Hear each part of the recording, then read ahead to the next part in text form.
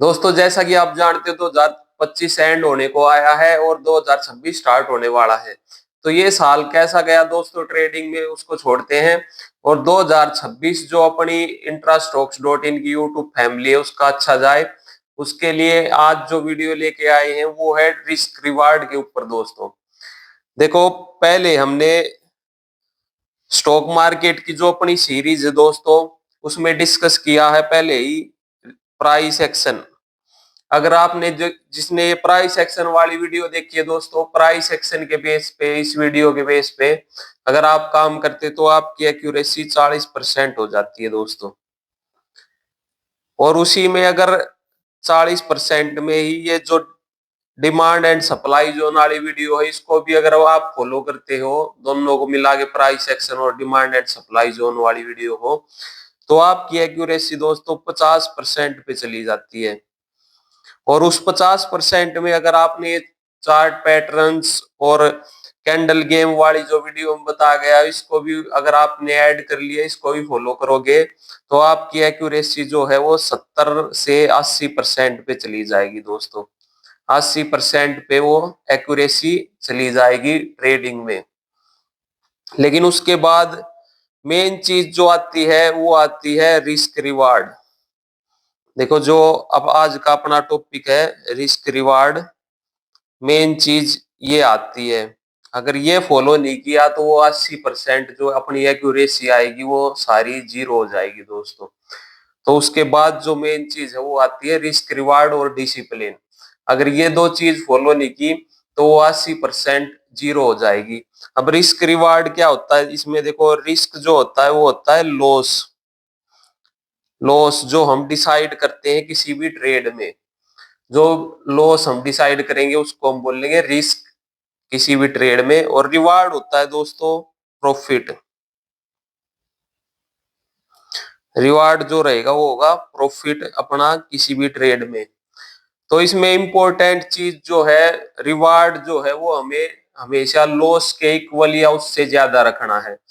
मतलब जो अपना प्रॉफिट है दोस्तों वो लॉस के इक्वल हो या उससे ज्यादा हो, तो ही हम मार्केट में सस्टेन कर सकते हैं उस 80% जो एक्यूरेसी है उसके बाद। तो अगर हम कितना रिस्क हम रखे दोस्तों ट्रेड में, कितना रिवार्ड किस बेस पे डिसाइड होगा उसकी आज हम बात करेंगे। जैसे एनबीसीसी का ही चार्ट अगर मैं देख लेता हूँ, डैशबोर्ड पे कल आया हुआ था। तो अगर ये जैसे पुल बैक आया था, पुल बैक के बाद अपनी एंट्री बन गई, तो अपना जो स्टॉप लॉस था वो था इस पुल बैक का। तो दोस्तों अब जो रिस्क होगा वो अपनी अमाउंट का 1% होगा। जैसे अब इसमें 1 लाख रुपए की अमाउंट हम यहाँ पे एंट्री करेंगे तो 1000 का अपना रिस्क हो गया। मतलब अगर स्टॉप लॉस हिट होगा तो अपने पास जो रुपए बचेंगे वो 99,000 बचेंगे दोस्तों। लेकिन अगर प्रॉफिट होगा तो वो 1:1 लेंगे। अगर हम मतलब लॉस के इक्वल हम प्रॉफिट लेंगे तो अपना जो अमाउंट है बद के वो 1,01,000 रुपये हो जाएगा। समझ में आया दोस्तों? अब अगर किसी के पास जैसे 10,000 रुपये है तो उसको कैसे अपना एसएल डिसाइड करना है, इसकी जैसे हम सेटिंग पे क्लिक करेंगे तो ये जो अकाउंट साइज है इसको हम 10,000 कर देंगे। और जो रिस्क देखो इसमें रिस्क का ऑप्शन आपको दिख जाएगा, ये रहा रिस्क का ऑप्शन। वो अपना 1% रहेगा जो अपनी कैपिटल है। जैसे 10,000 की अपनी ये जो कैपिटल है उसका 1% हमने रिस्क रखना है दोस्तों हर ट्रेड में। अब जैसे 1% हमने रिस्क रख लिया और 10,000 का अपना कैपिटल है, तो इसको हम ओके सेट कर देंगे, इसको ओके करेंगे। अब जैसे एंट्री यहाँ पे बनेगी तो एंट्री के टाइम पे ये जब हम लगाएंगे, ये जो पोजीशन वाला जो सिस्टम है ये हम लगाएंगे तो हमको शो कर देगा कितनी क्वांटिटी हमें बाय करनी है। देखो जैसे 140 क्वांटिटी हम बाय करेंगे एनबीसीसी की, और उसके बाद ये अपना एसएल हो जाएगा। अगर एसएल हिट होगा तो 100 रुपए का अपना एसएल जाएगा।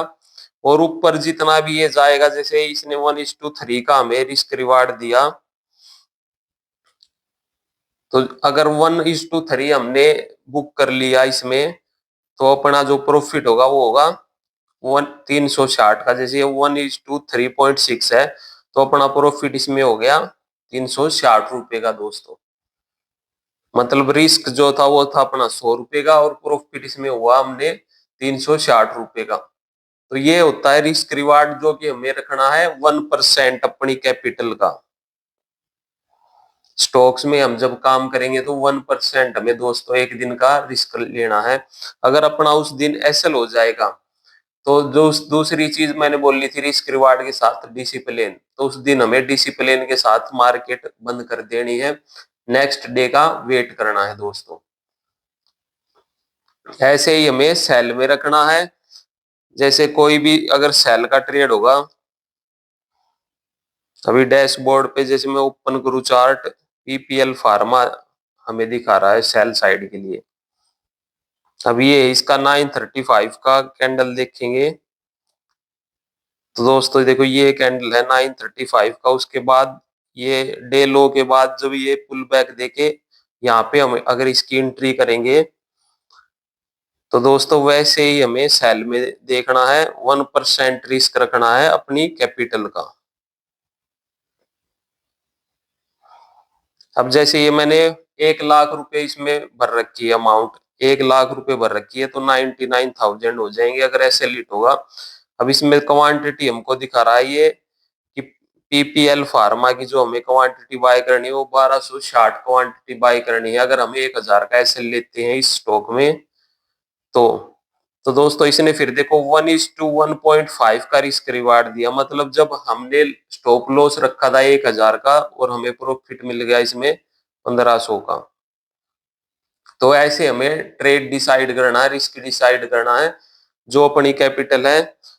अब जैसे देखो किसी के पास 20,000 कैपिटल है, तो 20,000 कैपिटल के लिए इस सेटिंग के ऑप्शन पे क्लिक करोगे और अकाउंट साइज में आपको फिल कर देना है 20,000, और रिस्क में हमें ये 1% ही रखना है।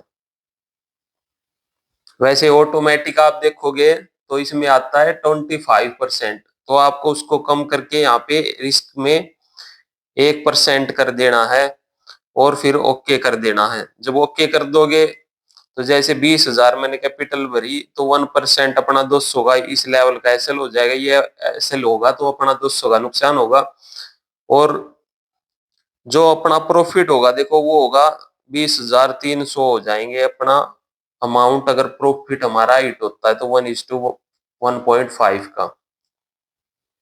तो दोस्तों ऐसे हमें रिस्क रिवार्ड डिसाइड करना है। कैपिटल का 1% हमें रिस्क लेना है हर ट्रेड में, उससे ज्यादा हमें रिस्क नहीं लेना, और दिन का सिर्फ एक ट्रेड करना है। और जो अपनी स्टॉक मार्केट की सीरीज में हमने बताया प्राइस एक्शन और जो डिमांड एंड सप्लाई जोन, वो सारी चीजें अगर आप फॉलो करोगे तो 80% के आसपास एक्यूरेसी आ जाएगी। उसके बाद हमें अपने रिस्क रिवार्ड को और डिसिप्लिन को मेंटेन करना है। बाकी फिर 2026 हमारा अच्छा साल निकलेगा, प्रॉफिट के साथ निकलेगा दोस्तों। अब ये अपना इंट्रास्टॉक्स.इन का डैशबोर्ड है। जैसा आप जानते हो इसमें हम स्टॉक्स में या स्टॉक ऑप्शन में ट्रेड कर सकते हैं, जिससे कि हमें हेल्प मिलती है इंट्राडे ट्रेडिंग में। अब इसमें देखो इंट्राडे बूम में ही आपको दिख रहा है एनबीसीसी भी आया हुआ है, आईआरसीटीसी भी आया हुआ है, जो लास्ट डे कितना अच्छा ट्रेड हमें दे के गए हैं। तो दोस्तों ऐसे ट्रेड हम कैच करने के लिए इसको ज्वाइन भी कर सकते हैं। तो आज की वीडियो में यही था दोस्तों। चैनल को सब्सक्राइब करो, वीडियो को लाइक करो, ताकि अच्छी अच्छी नॉलेजेबल वीडियो अपने चैनल पे आती रहे दोस्तों।